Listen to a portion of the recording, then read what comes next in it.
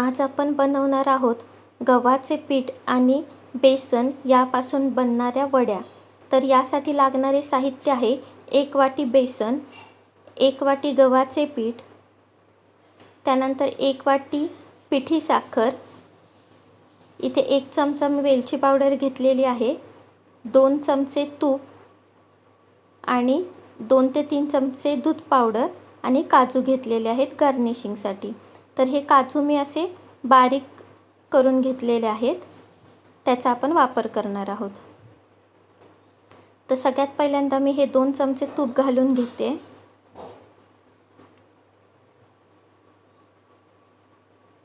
आता या तुपामध्ये मी 1 वाटी गव्हाचे पीठ, त्यानंतर 1 वाटी बेसन, दूध पावडर आणि वेलची पावडर हे एवढं आपण त्यामध्ये घालून घेणार आहोत आणि याला आता आपण परतून घ्यायचं आहे।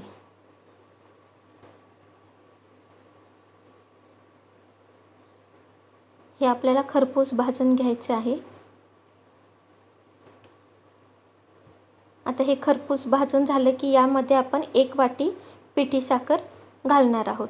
1 वाटी पिठी साखर हे प्रमाण अगदी बरोबर आहे। जर तुम्हाला जास्त गोड आवडत असेल तर तुम्ही 1.5 वाटी घालू शकता, पण हे नॉर्मल जेवढं गोड असतं तेवढं गोड या 1 वाटी पिठी साखरमुळे होतं। तर आता याच्यामध्ये आपण पिठी साखर घालून घ्यायची आहे। याचा आता कलर बदललेला आहे। आता आपण यामध्ये पिठी साखर घालून घेऊयात। ही 1 वाटी आहे। आता याला मिक्स करून घेऊयात। आता जेव्हा आपण पिठी साखर घालतो तेव्हा हे मिश्रण थोडं कोरडं होतं, तर त्यावेळेला तुम्ही यामध्ये 2 चमचे तुपाचा वापर करायचा आहे। जर तुम्हाला तुपाचा वापर करायचा नसेल तर तुम्ही इथे 4 चमचे छोटे 4 चमचे दुधाचा वापर करू शकता। आता या स्टेजला मी परत यामध्ये 2 चमचे तूप घालणार आहे। तुम्हाला तूप नको असेल तर तुम्ही यामध्ये 4 छोटे चमचे दूध घालून घ्यायचे आहे आणि याला आपण आता परत मिक्स करून घेऊयात।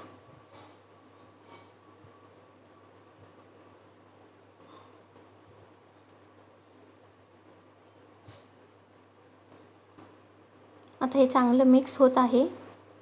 हळूहळू याचा कलर सुद्धा चेंज होत जाणार। आता मी याला 1-2 मिनिट ठेवून गॅस बंद करून घेणार आहे। त्याचा गोळा व्हायला लागला मिश्रणाचा की समजून जायचं की आपलं झालेलं आहे। आता मी इथे एक ताट घेतलंय आणि त्याला तूप लावून घेतलेलं आहे। आता या तूप लावलेल्या ताटामध्ये आपल्याला आपलं मगाचं मिश्रण काढून घ्यायचं आहे। असा गोळा झाला की आपण समजायचं आहे की आपलं बनलेलं आहे। इथे मी सर्व काढून घेते मिश्रण आणि इथे मी एक वाटी सुद्धा घेणार आहे आणि त्याला सुद्धा मी तूप लावून घेतलेलं आहे आणि याला आपण पसरून घ्यायचं आहे। एक समान आपण याला पसरून घ्यायचं आहे। अगदी हलक्या हाताने आपल्याला पसरायचं आहे। जोरात पसरलं तर ते मिश्रण वाटीला चिकटण्याची शक्यता असते। आता मी याच्यावरती काजू घालून घेते।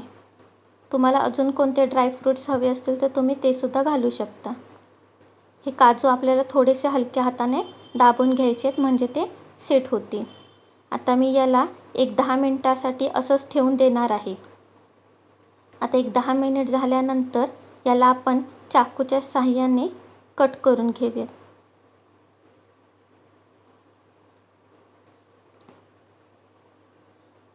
या वड्या 8 ते 10 दिवस आरामात टिकतात। आता मी याला कट करून घेते। जर तुम्हाला लगेच खायचं असेल तर तुम्ही याला फ्रीजमध्ये सुद्धा सेट करण्यासाठी ठेवलं तरी पण चालतं किंवा बाहेर ठेवलं तरी चालतं, पण बाहेर थोडा टाईम जास्त लागतो, फ्रीजमध्ये थोडं लवकर सेट होतं. तर याला मी आता कट करून घेते. या रेसिपीची सगळी माहिती मी डिस्क्रिप्शन बॉक्समध्ये दिलेली आहे आणि माझ्या यूट्यूब आणि इंस्टाग्रामची लिंकसुद्धा मी डिस्क्रिप्शनमध्ये दिलेली आहे.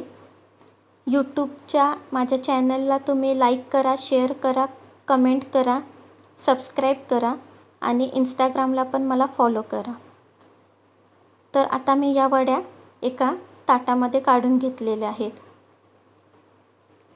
तर अशा प्रकारे आज आपण गव्हाचे पीठ आणि बेसन यापासून बनणारी वडी बनवलेली आहे.